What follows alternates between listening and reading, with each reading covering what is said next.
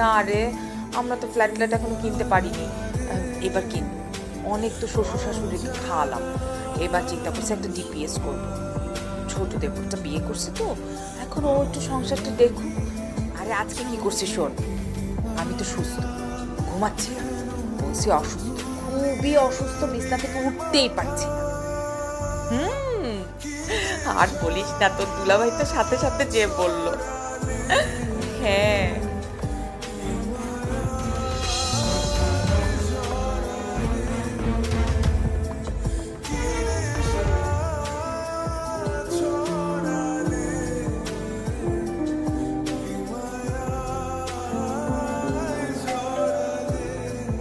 বসো তুমি।